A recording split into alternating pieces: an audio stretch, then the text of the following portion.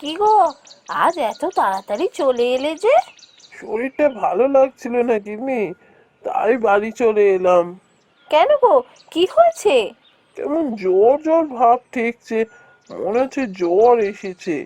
সে কি, জ্বর নিয়ে তুমি রোদে রোদে কাজ করছিলে? ভালোই করেছো চলে এসেছো।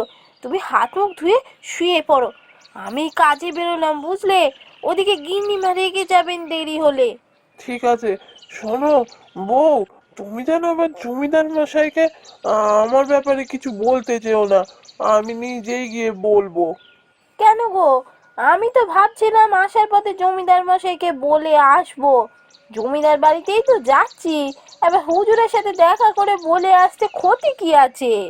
না না, দরকার নেই। জমিদার মশাই যা রাগী মানুষ, তারপর রেগে মেগে তোমাকে কি বলতে কি বলে দেবেন। না না, ও আমি গিয়ে কথা বলে নেবো। আচ্ছা আচ্ছা, ঠিক আছে।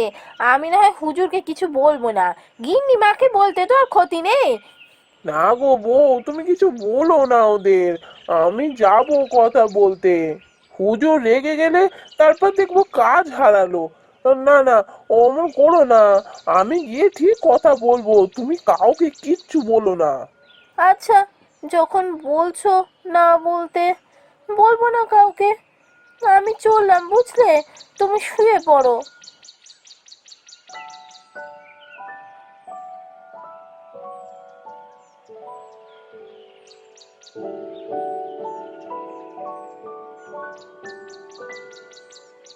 গিন্নিমাকে বলতে যে কেন বারণ করলো, বুঝতে পারলাম না।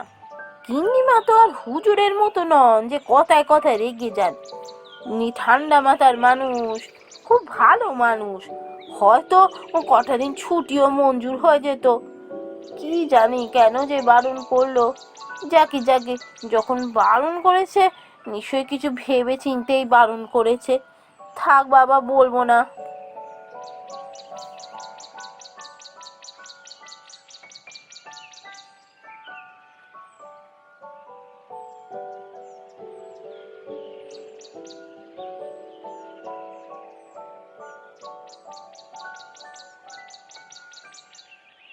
কি রে মিতা, আজকে তো রাস্তায় এত দেরি হলো যে?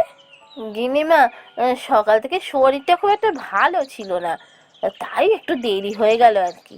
সে কি রে, তোর শরীর খারাপ? তোকে কতবার বলেছি শরীর খারাপ নিয়ে আসবি না। শরীর খারাপ হলে বাড়িতে বিশ্রাম নিবি, তাতে শরীর সুস্থ হয়। আর শরীর খারাপ নিয়ে চারদিকে ঘোরাফেরা করলে তুই নিজে তো অসুস্থ হবি, আরো পাঁচজনকে অসুস্থ করবি। না না গিন্নিমা, এখন ভালো আছি। শরীর এখন ঠিকই আছে, তাই তো চলে এলাম। ঠিক আছে ঠিক আছে, তোকে আর বাবুর কাছে এখন যেতে হবে না। আমি ওকে স্নান করিয়ে নিয়েছি। তুই বরং রান্নাঘরের দিকে যা, দেখ তো রান্নাগুলো সব ঠিকঠাক হলো কিনা। এখন শুনেছি গ্রামে নাকি ছোঁয়াচে রোগ ছড়াচ্ছে। এখন বাবুর কাছে যাস না, ও অসুস্থ হয়ে পড়তে পারে। একে বাচ্চা ছেলে। ঠিক আছে মা, আমি বরং রান্নাঘরেই যাই।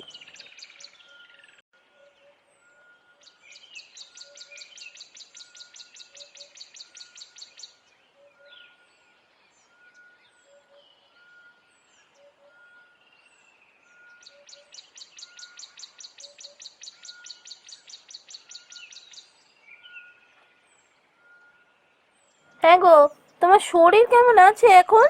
ভালো নেই গো গিন্নি, শরীরটা খুব খারাপ লাগছে। সে কি গো, জ্বরটা তো বেড়েছে মনে হচ্ছে। এইভাবে তোমাকে তো ফেলে রাখা যায় না।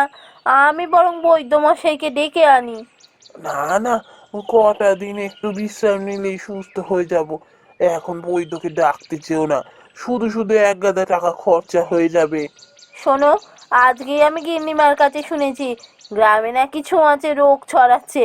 আমার খুব ভয় করছে। আমি বৈদ্যমশাইকে ডেকে আনি।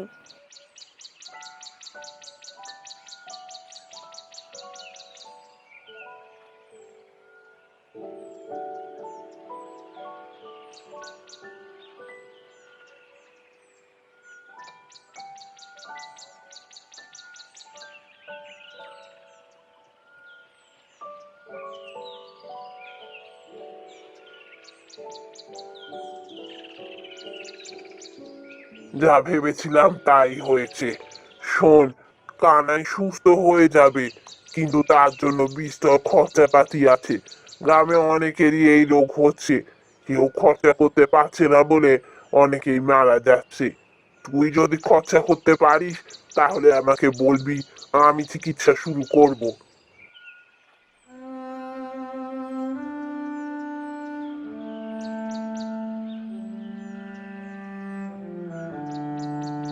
কি বলে গেলেন বৈদ্যমশাই? এই রোগই সবার হচ্ছে। এখন আমি কি করি? আমি যদি টাকার ব্যবস্থা না করতে পারি, চিকিৎসা করাতে পারবো না। না না, আমাকে কিছু একটা ব্যবস্থা করতেই হবে।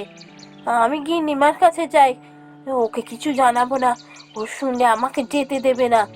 দরকার হলে জমিদার মশাইয়ের কাছ থেকে টাকা ধার নিয়ে আসবো।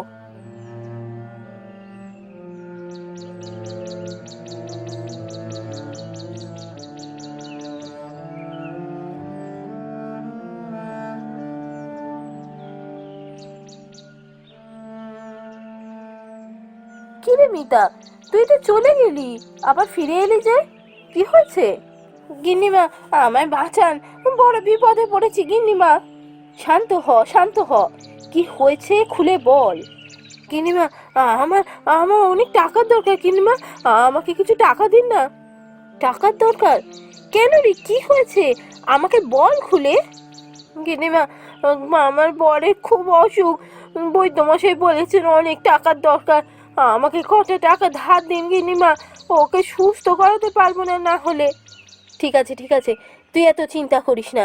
তুই চ আমার সাথে, আমি তোদের জমিদার মশাইকে বলে কিছু টাকার ব্যবস্থা করে দিচ্ছি।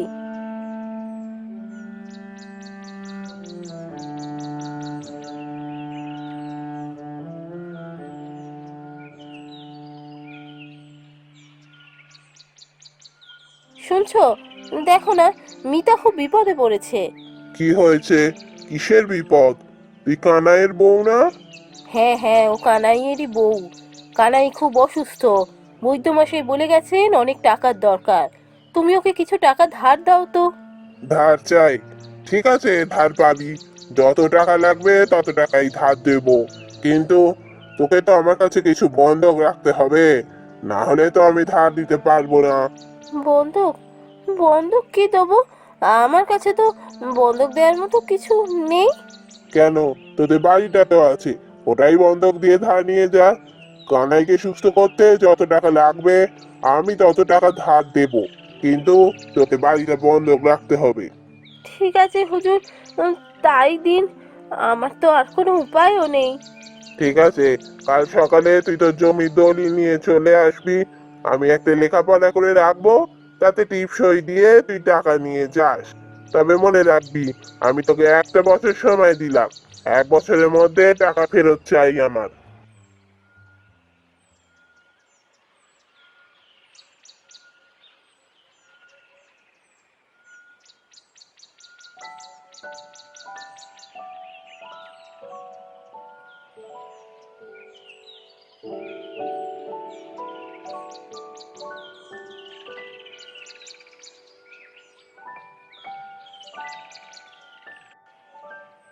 হ্যাঁ গো, তুমি কিছু ভেবেছো?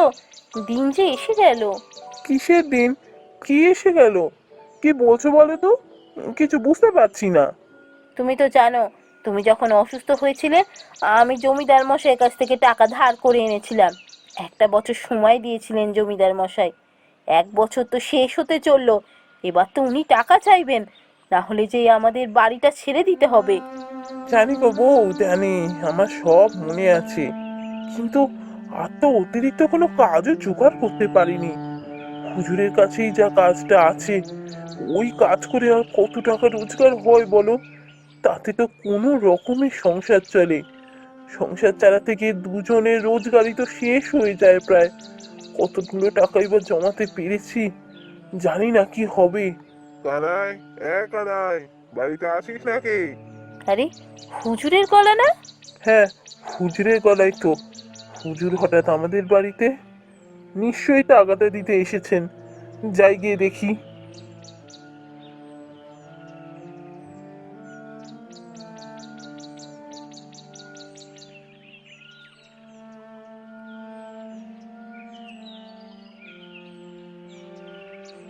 হুজুর, আপনি? আমার কি সৌভাগ্য, আপনি স্বয়ং এসেছেন।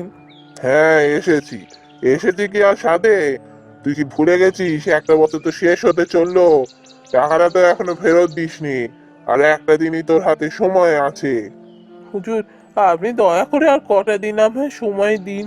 আপনি তো জানেন, পুরোপুরি সুস্থ হতে আমার প্রায় 6টা মাস কেটে গেছে। তারপর তো আমি কাজ শুরু করেছি। এই 6টা মাসে কি আমি অতগুলো টাকা রোজগার করতে পারি হুজুর?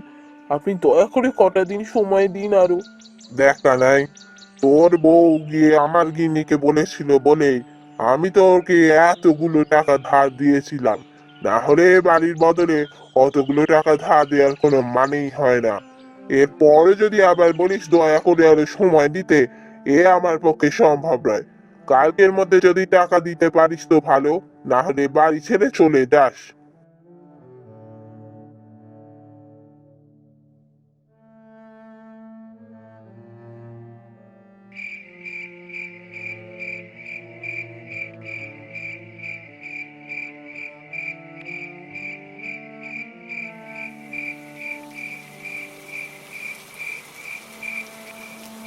হ্যাঁ গো, কাল কি তাহলে সত্যিই আমাদের বাড়ি ছেড়ে চলে যেতে হবে?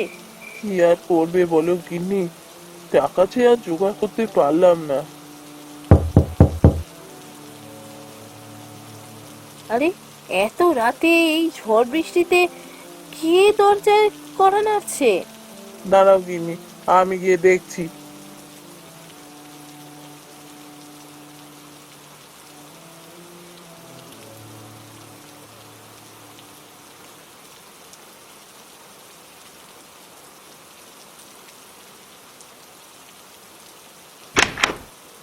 এ কি গিন্নিমা, আপনি?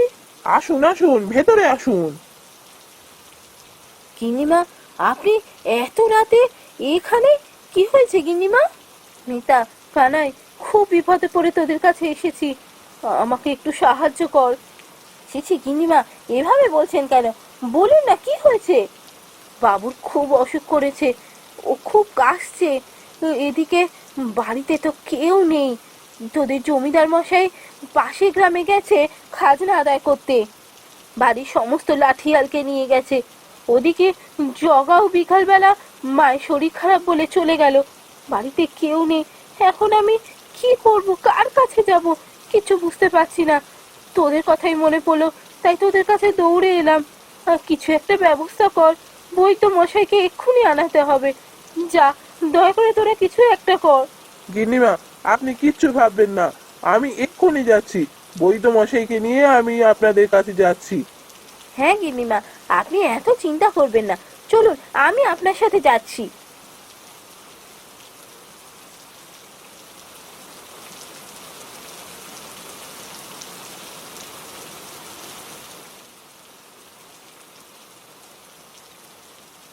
কি হলো বলতো মিতা, এখনো তো কানাই বৈদ্যমশাইকে নিয়ে এলে না। তাহলে কি হবে এবার? দেখ, বাবু আর কোনো কথাও বলছে না। গিন্নিমা, আপনি একদম ভাববেন না, ও ঠিক নিয়ে আসবে বৈদ্যমশাইকে। ঝড় বৃষ্টি হচ্ছে বলে বোধহয় একটু দেরি হচ্ছে। ওই তো, ওই তো ওরা এসে গেছে।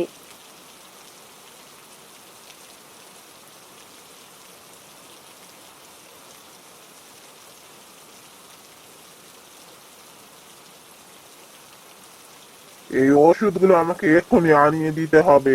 এই ওষুধগুলো না দিতে পারলে সুস্থ করা যাবে না। এগুলো এক্ষুনি লাগবে। যে করেই হোক এই ওষুধগুলো আনানোর ব্যবস্থা করুন গিন্নিমা। বৈদ্য মশাই, আমাকে বলুন কি কি ওষুধ আনতে হবে, লিখে দিন, আমি ঠিক নিয়ে আসবো।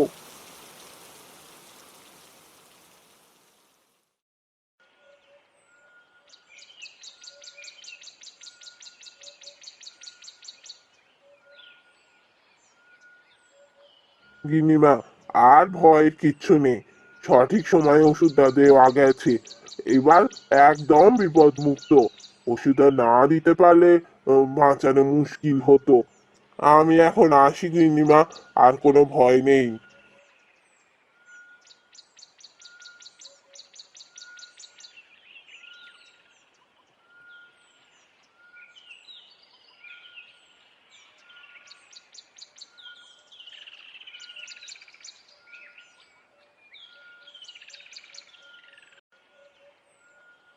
একই তোরা তোরা এখানে কি করছিস? তোরা কি ভুলে গেছিস আজ তোদের বাড়ি ছেড়ে দিতে হবে? ও, বুঝেছি, আজ তোদের বাড়ি ছেড়ে দিতে হবে বলে গিন্নিমাকে এসে বোঝানোর চেষ্টা করছিস যাতে আমি তোদের আরো সময় দিই। না গো না, ওদের ওভাবে বলো না। ওরা যা বড় বিপদের হাত থেকে আমাদের বাঁচিয়েছে কালকে রাতে।